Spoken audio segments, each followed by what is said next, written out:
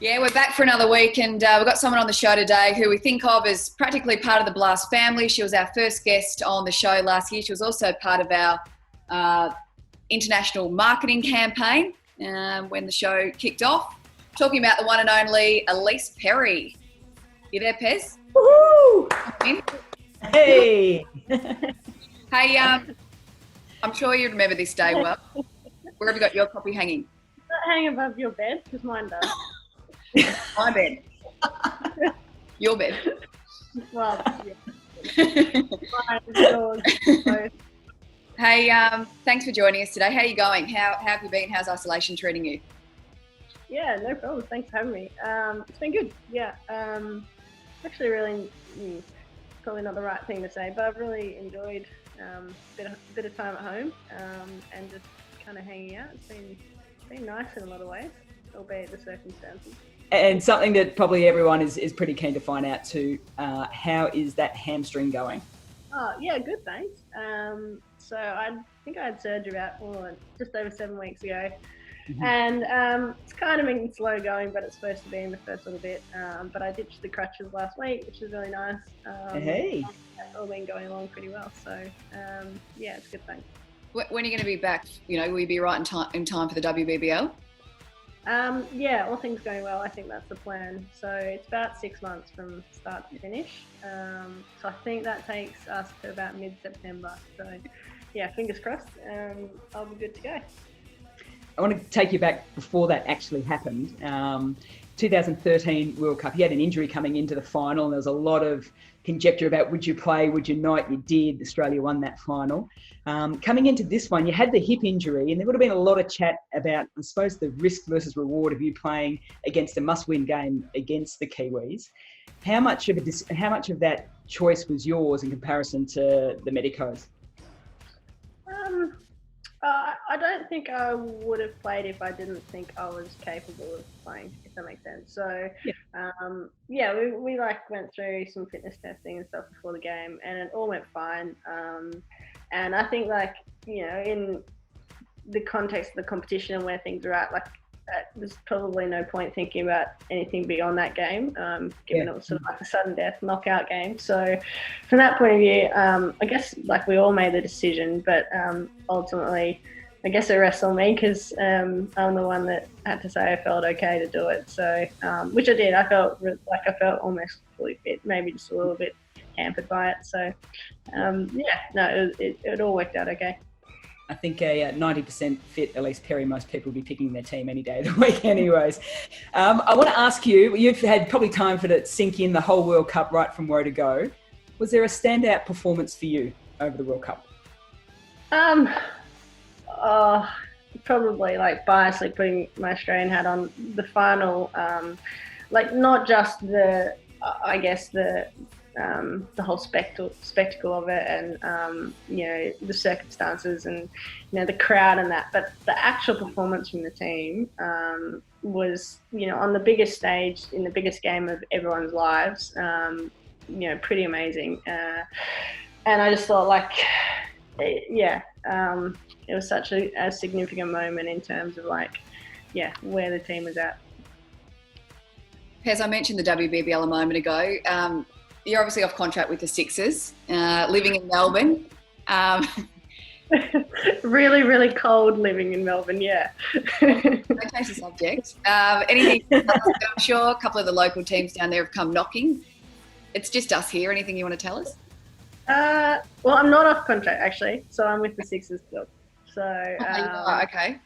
Yeah, so, no, not really. Sorry. Megan, I can't give you a scoop on anything. Did you just re-sign?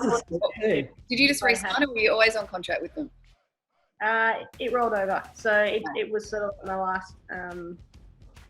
last year, but basically we kind of had it written in there that it would roll over. Okay. So. I blame my producer for that. Now, Pez, we're not the only ones here today to fire some questions at you. We've actually decided to give 3 lucky viewers the chance to call in and ask you something. It's part of a new segment that we like to call Questions for Pez. Oh. Okay, so a lot of thought went into it. We've got some people in the Zoom waiting room, so we're going to bring in our first one. Okay. Got an Aaron from Colac. He enjoys cricket, golf, and walking his two dogs. Hi, Aaron from Colac. Hello guys, how are you? Very good, Finchy. What's your question for Pez, Finchy?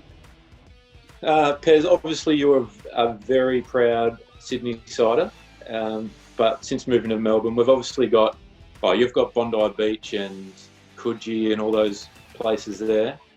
We trump you with St Kilda Beach, Elwood, Sandringham, but the big question must be the SCG or the MCG? Oh, Pinchy. Probably feel, I think for me, the SCG. Sorry Mel, I know, I think it's just that I spent pretty much all my formative years at that ground. I had some pretty cool experiences as a spectator as well as getting the chance to play there. And I think the biggest thing for me is just the change rooms and how unique they are in terms of like the kind of almost the original version of them, and to know who's sat in them, including your good self Finchy, is pretty cool. So I love the ground for that reason. They are very, very cool, the Sydney change rooms, especially when you look around and you see where Don Bradman was sitting and the old scorecards and memorabilia on the walls. It's very cool. So, you know what? I love the MCG, but I'll give you that one. Oh, thank you. You're a kind man. Pez, you're dead to me. So, quick one for you. It's IPL time. Is it weird that you're sitting at home? You were about to go off and play with Royal Challengers Bangalore with Virat Kohli at Chinnaswamy Stadium. What will you miss from not going over to India this year? Oh, a lot of things. I think just being at home, you start to miss. I've actually really missed training more than anything. I love training. I love fielding practice. So that's probably what I've missed more than anything. I reckon just being around teams and hopefully winning games as well. The feeling you get after a game when you've won, you've contributed, that's pretty special. So I've definitely missed that over the last 6 or 7 weeks. But hopefully, touch wood, we'll be back out there as soon as we can. There we go. Well, we might see you on TikTok with Amy soon too. You certainly will not. Okay. Love your work. Hey, thanks so much for calling in. Look forward to Cheers, guys. seeing you on the boundary back this summer, hey? Absolutely. Stay safe, everyone. All right. Cheers, Finchy. Thanks, Finchy. All right, time for our second guest. You're none from one, by the way. Oh, give me a break. I've played 2 games at the MCG. All right, time for our second guest, guys. We've got an Ellyse from Melbourne East. She's a big fan of yours, Pez. Now, she's currently doing a VCE in Melbourne. She loves her cricket. How you doing, Ellyse? Thanks for coming on the blast. Good morning. Eliza, how's it going? Good, thanks. Good, thanks. What's your question for Pez? Oh, well, firstly, thank you, Kate and Mel, for this opportunity to talk to someone who's represented Australia so well, not just in cricket, but soccer too. Especially because I love playing multiple sports myself, so I'm very glad I'm able to watch you smash it internationally, Ellyse. Now, in terms of your current career, though, what were your main decisions to pursue cricket over soccer?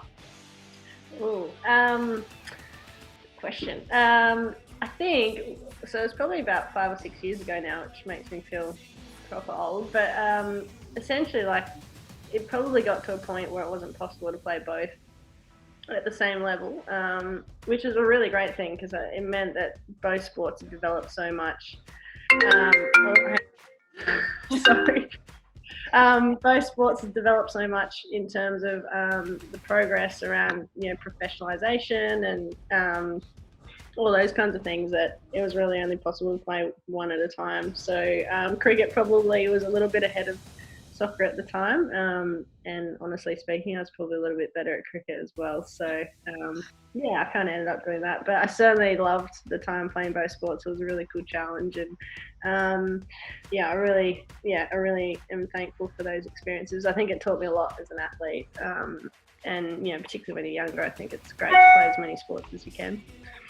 You're in your final year of school. What are your plans when you graduate? I'm kind of looking at universities, especially Bond would be quite cool. Otherwise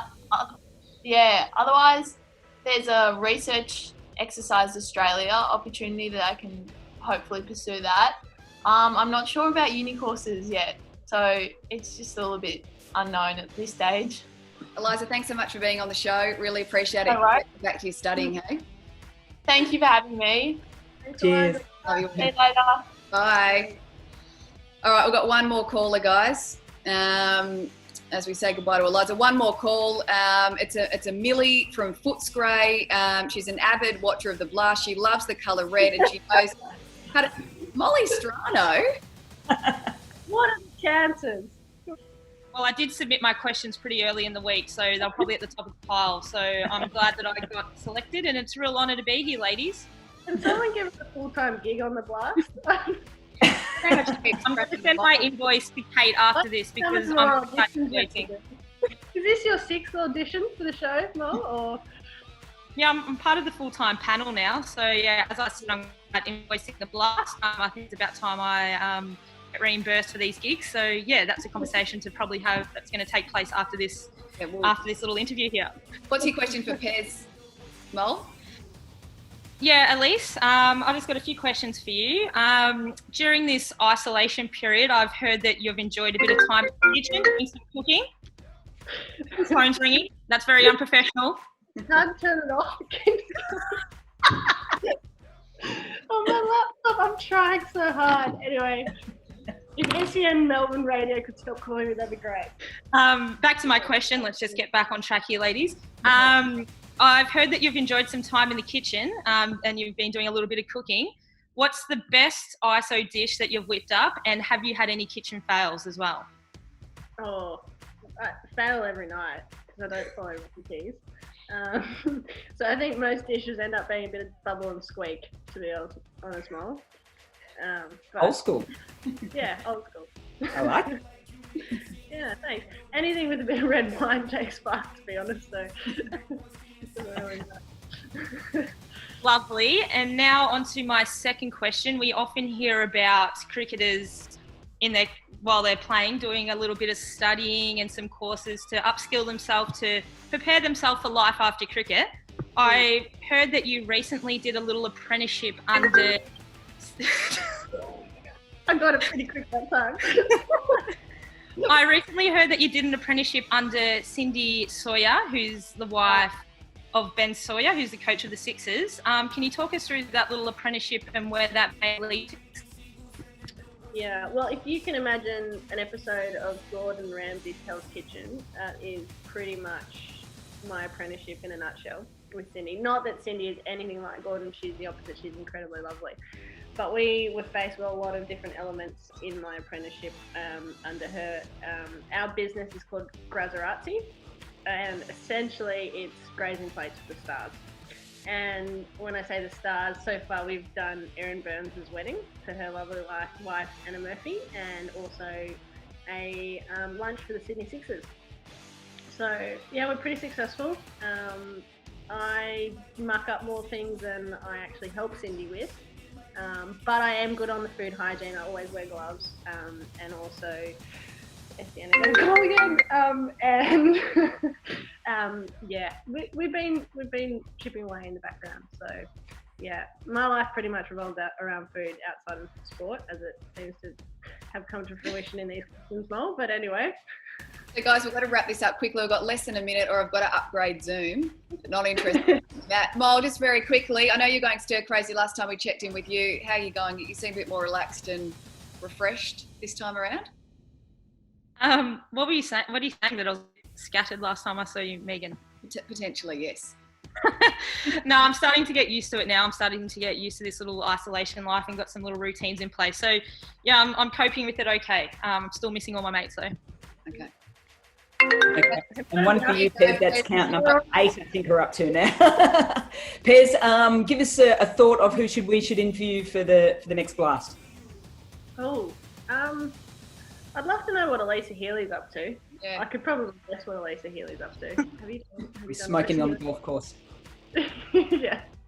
All right, we'll add her to the list. She's ignoring my messages, so Mel, maybe you can put her up for us. Girls, thanks. This is going to cut off any moment now. Love your work, Molly. Thank you. We'll catch up with you all soon. Thanks, Mel. Very, very sorry about the phone calls. We're going to edit them. Oh, don't worry. See you guys. Use it.